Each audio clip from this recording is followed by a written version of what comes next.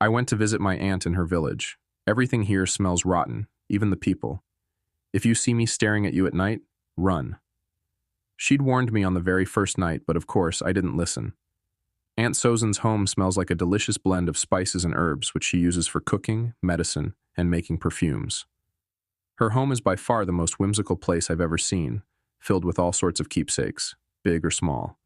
You can hardly see that the house has any walls because of all the big posters of old cities and movies, as well as Arabic wall carpets, from bright purple to deep green. My mother's older sister lives all by herself. She never got married, which is a big deal in our family. But Sozan doesn't mind. She has her own house, her own life, and makes all her own choices. Her home truly is deserving of the word. However, as soon as I step out of the comfort of those bright walls, her village seems to suffocate me. I felt the tension of this place the second that I arrived at the train station. Everything was wrapped in a light fog, accompanied by an intense foul smell that crept all the way down my nostrils.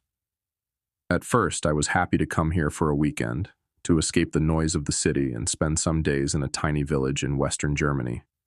It was almost May, the sun was back, and I felt almost optimistic. I felt relieved to get away from my parents, my brother, and even from my new boyfriend for a while. The only weird part was that my mom was the one who suggested the trip, even though she hates it when I'm in touch with Sozan because she's a bad influence. But now I've learned that this place is no home. It's an exile.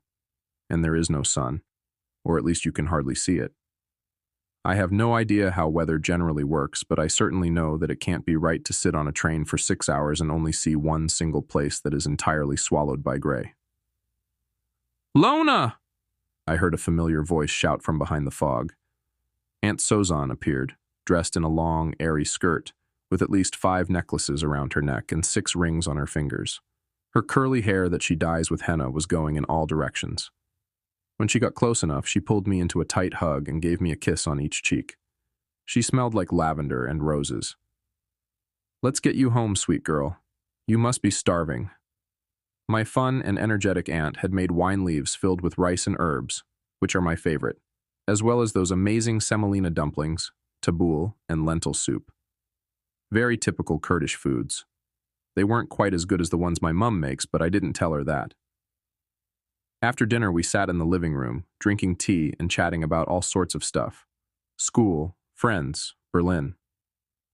After a while, I even told her about Noah, my boyfriend, but only because Sozan is the only person in the family I feel like I can be candid with. Everything was going close to perfect. Inside her home, I almost forgot how eerie this village was.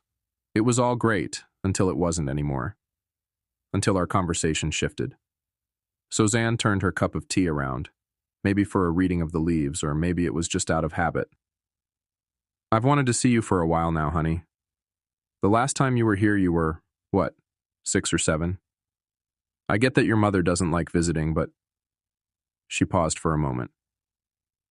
"But she's the one who made me leave." Berlin is probably what she wanted to say.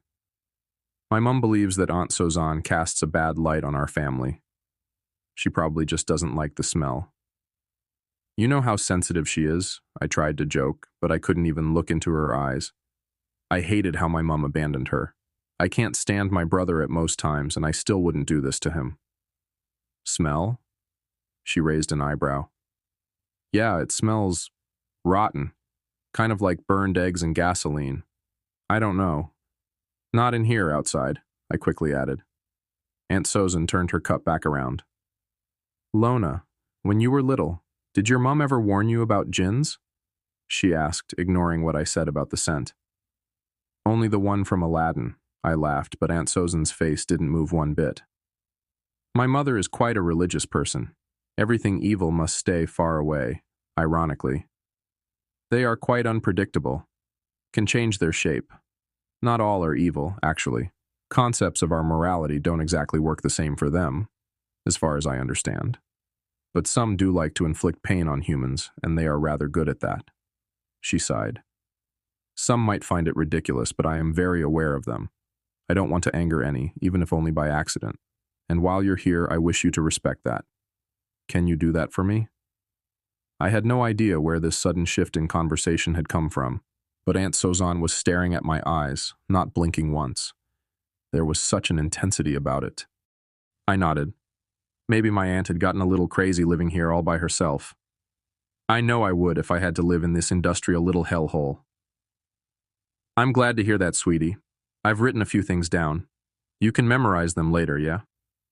The evening had started off so nicely, but ended with me alone, locked inside my aunt's guest room, reading a list that made me question her sanity.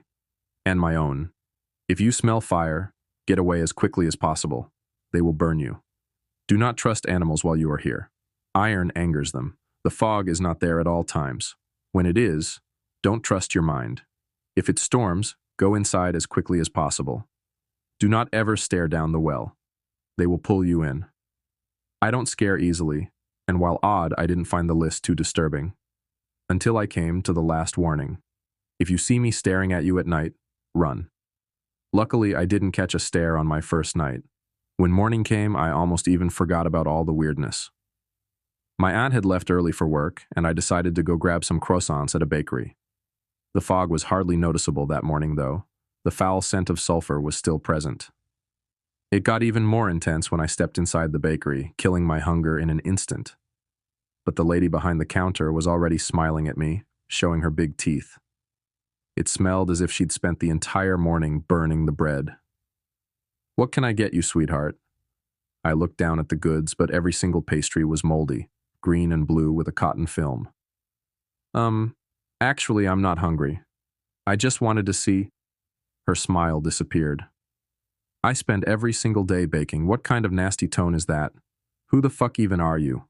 Who brought you here? She talked herself into a rage, spitting with each word. Before I could step back, she grabbed my arm and pulled me closer.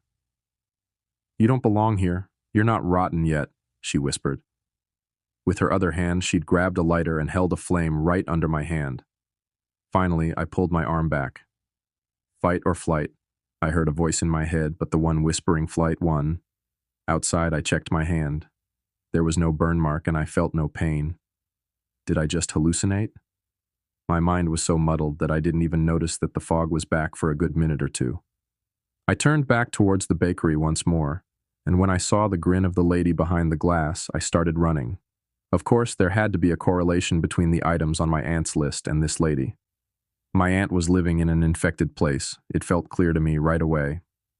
My mother never spoke about demons to me, but I do know that they play an important role in our family.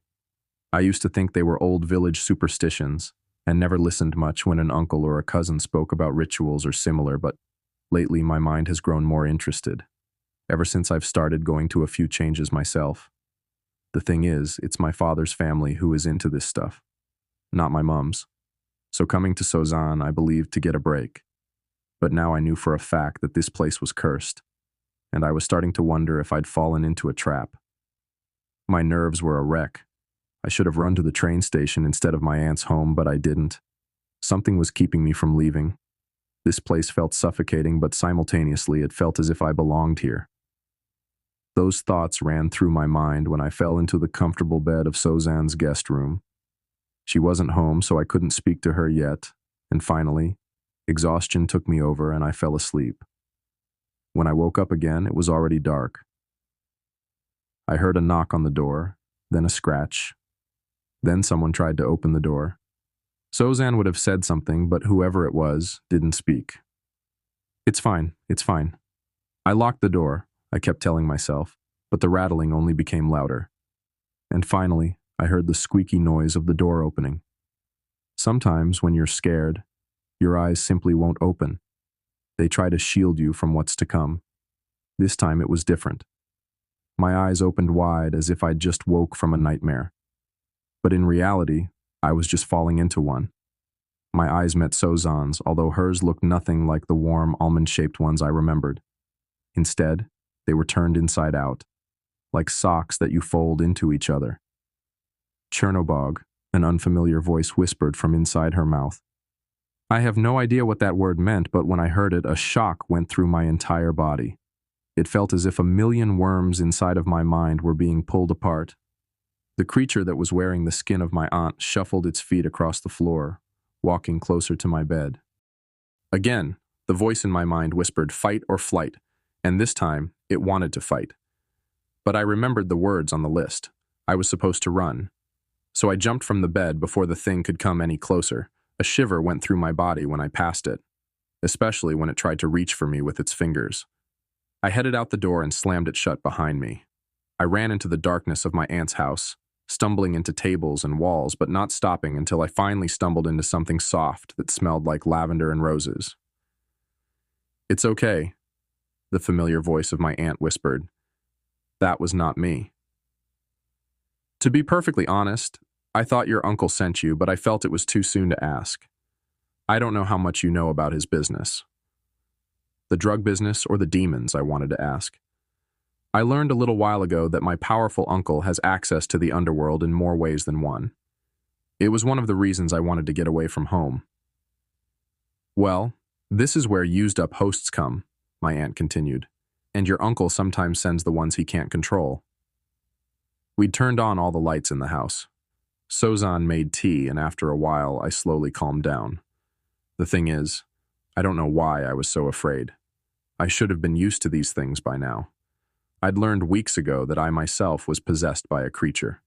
Not a djinn, but a different type of demon. One that I'd grown accustomed to because it gave me power and confidence. Here somehow it was much weaker, though. "Used up?" I asked. She stayed quiet for a moment. "Sometimes humans get sick, old, or they die. But the demon possessing them can stay alive. So everyone here is dead or dying. Are you?" She shook her head. "I'm here because your uncle didn't want me near your family, and your mother listens to what he says. But I've started to like it here. I have a purpose. I care for the lost souls."